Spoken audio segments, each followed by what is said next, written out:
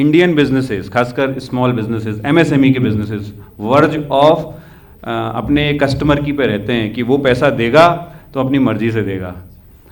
अब इस रिस्क को कैसे एलिमिनेट करे एक बिजनेस पर्सन, और कर भी सकता है या नहीं कर सकता? सो यहाँ पे हम बात कर रहे हैं एक्चुअली रिसीवेबल्स की। ऑडियंस में से can you share your experience of how many people have challenges in collections? Hand raise करें फ्रॉम योर बायर्स। अच्छा, मतलब सबको प्रॉब्लम है ये तो। So, a fundamental problem that especially a small business that they have is collections, especially credit collections, because cash and LCs, they are good. Now am I audible now? Yeah. Right. So the fundamental problem is we have three things that we can do with receivables. Either you can retain the risk, you can reduce your risk, or you can transfer the risks. Now, knowingly, unknowingly, many of us are actually retaining risk with us. A second thing, as the business grows, we will improve our processes, और process improve करने के दौरान हमारा risk थोड़ा सा कम हो जाएगा, better processes, it will reduce. So, बहुत सारे लोग हम ये दोनों options use करते हैं। बहुत कम लोग जानते भी हैं, actually बहुत कम लोग जानते हैं कि हम रिसीवेबल रिलेटेड रिस्क को हम ट्रांसफ़र भी कर सकते हैं। मैं लास्ट 2 दिन से यहाँ पे हूँ, तो बात करते करते कई लोगों ने कहा अरे हमको पता भी नहीं कि ऐसा ऑप्शंस भी है जहाँ पे हम रिसीवेबल रिलेटेड रिस्क को ट्रांसफ़र कर सकते हैं।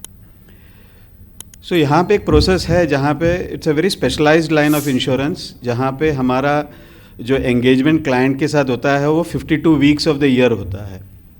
It's a very specialised line of business जहाँ पे हम बिजनेस के क्रेडिट डिपार्टमेंट जैसा काम करते हैं, जहाँ पे हम उनका बायर का ड्यू डिलिजेंस करते हैं बिफोर दे सेल और ship the goods and services. It could apply for a service, it could apply for a products, export, trade, any of the activities. Fundamental problem क्या होता है? When we sell, the seller loses the control of the goods and services to the buyer the moment he hands over goods and services, and then the buyer decides when to make the money. Now, if you can evaluate the credit worthiness of the buyer beforehand, you have control. And that is where we have a process where we will continuously keep monitoring the buyer 24/7 whole year.